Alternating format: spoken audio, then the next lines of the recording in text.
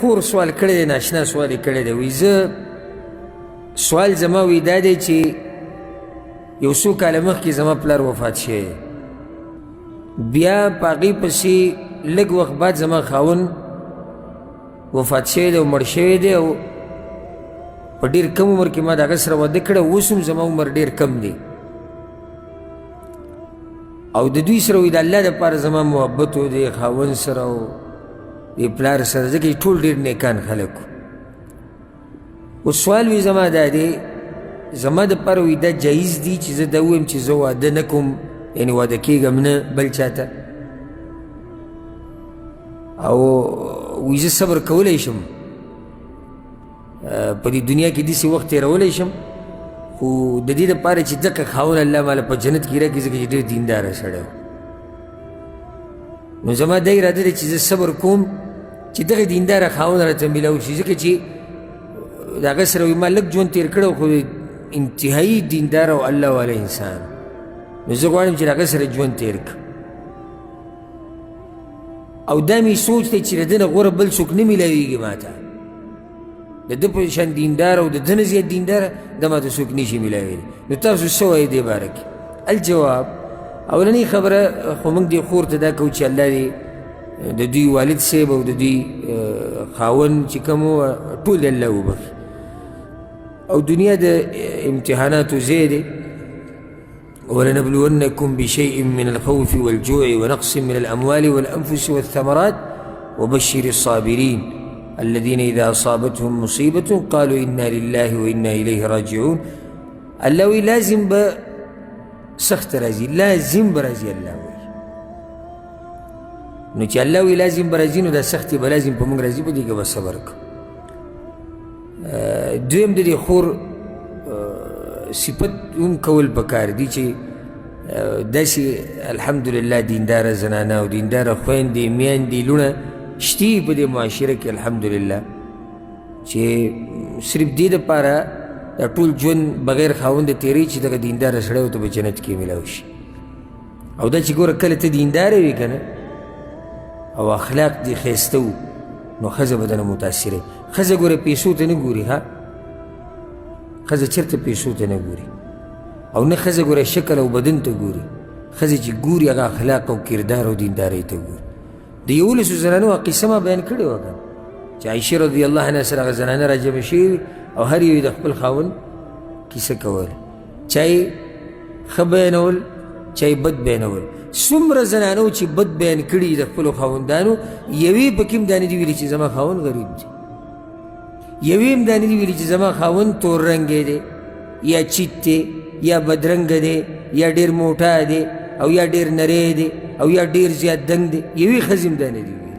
هر یوې چې سر ټکولی د خاوند د خوی نه سر ټکولی. د زنانه زړه که ګټل غواړي په دیندارۍ ګټلی کېږي، په ښایسته کردار په دروند خوی ګټلی کېږي، چې کور کې ته یې و هغو ته پته یي محسوسوي چې او یو دروند او عظیم انسان په دې کور کې دی. ښځه ګوره په مال نه راټینګېږي چې یو سړی وایي چې زه به خرچې ډېرې کوم، او یا یو سړی وایي چې ښایسته یم ډېر، نو ښایسته یې خپل ښایست په جیب کې کښېږده. ښځه ستا په ښایست څه کوي چې خوی دی نه یي او کردار دی نه یي او دینداري ده پکې نه.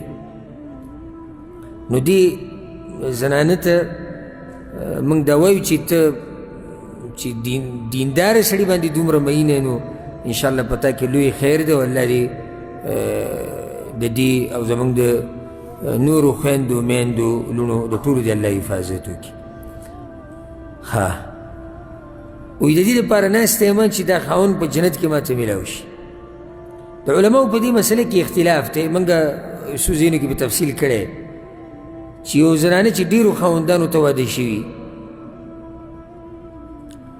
یعنې یا یو طلاقه کړي یا ترې مړ شوی بیا بل، او یا هغه طلاقه کړي یا ترې مړ شوی بیا بل، او داسې دا به په جنت کې د چا سره وي. نو بعضو علماو خو دا وایي چې دې ته به اختیار ورکړی کېږي، یو قول دا دی چې دا کم یې غوره کوي.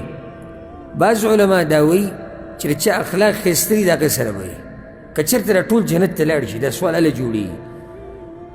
دریم قول او دا راجح دی او په دې باندې ښه صحیح دلایل دي چې دا به د هغه چا سره وي چې د چا په نکاح کې اخرنۍ وه، د هغه سړی چې جنت ته لاړله. یو خو دا مسله حل شو. دویمه دا چې یو سړی مسلمان یو عاقل یو پوهی هغه لازم د ځان دپاره د رشتې دپاره به ښه انسان غوره کوي. لکه څنګه چې دا خور وایي چې زما زوړ خاوند ډېر ښه سړی و او زه دا یعنی نه منم چې د ده په شان خاوند ماته بل میلاو شي. دا راځي د زنانو په ذهن کې، لکه ام سلمه رضی الله عنها روایت ابلو زموږ بیان کوي مشکات کې چې پیغمبر صلی الله علیه وسلم هغې ته وویل انا لله و انا الیه راجعون وایه او دا وایه اللهم اجرني في مصیبتي واخلف لي خیرا منها. یا الله دې ابو سلمه نه غوره راکړي. وی به وایي چې ای المسلمین خیر من ابي سلمه، نو د ابو سلمه نه غوره څوک دی چې الله مې ماله راکړي، الله وله غوره ورکړو. نو دې خور ته موږ دا وایو ته دقه دعا غواړه، الله به د دغه خاوند نه غوره درکړي. دغه شان بغیر د واده نه ژوند تېرول دې ورته موږ نصیحت نه کوو او نه دا ښه کار دی، ځکه چې عمر کم دی، فتنې ډېرې دي او هر طرف نه خصوصا نن سبا دا نیټ او ټکنالوجي دا اسمان سره خبرې کوي او فتنې ډېرې. اکثر زنانه چې داسې ناستې کور کې دا به ښه پاکه زنانه وي، خو بعض ذلیله او بعض بیماران هغوی چې څو پورې په ښځو بهتانونه نه یې لګولي نو هغوی وخت نه پاس کېږي، نو داسې زنانه باندې کله ناکله دا قسمه بهتانونه ولګي. نو ځکه موږ دې خور ته دا وایو چې که ته دا وایې چې زه واده نه کومه او داسې به ناست یم، نو شریعت دا کار نه خوښوي.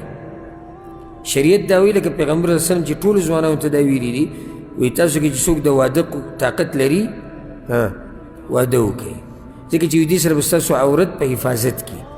نو شریعت دا خوښوي چې یو هلک دې واده وکړي او جنۍ دې واده شي، چې د دې زنانه د عورت حفاظت وشي او د هلک د عورت هم حفاظت وشي. دې خور ته موږ دا وایو که چېرته څوک د پسې راشي او دیندارې او ته د دیندارۍ او د اخلاقو نه راځي، نو د هغه سره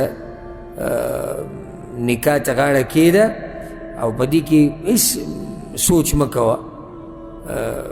که ته د یو ښه سړي سره واده وکړې، یو کور به د دې خور د لاسه آباد شي او بچي به پیدا شي، هغوی به د اسلام خدمت وکړي، د هغوی نه به الله ګټ انسانان جوړ کړي، نو اجر او اجر دی. او داسې کېناسته چې زه د ټول عمر به دقه شان تېروم، شریعت دا کار نه خوښوي، ځکه چې نن سبا د اوس یو زنانه داسې چې لا عمر یې ډېر تېر کړی او هغه دا وایي زه خاوند بس ناسته به یم او بچي مې دي او هغو ته به یم. نو چې د زنانه واده شوه او خاوند یې مړ شو او بچي هم نشته او هغه پېغله جنۍ ته شان پاتې شو، ټول عمر داسې تېرول. موږ دا نه وایو چې دا زنانه به خراب وي، خو فتنې ډېرې دي او شریعت دا وایي چې د خپلو وقل للمؤمنات یغضضن من ابصارهن ویحفظن فروجهن.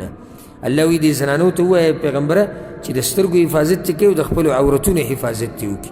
او د عورتونو حفاظت هغه په څه سره کېږي؟ هغه په نکاح سره کېږي. د عورتونو حفاظت هغه په نکاح سره کېږي.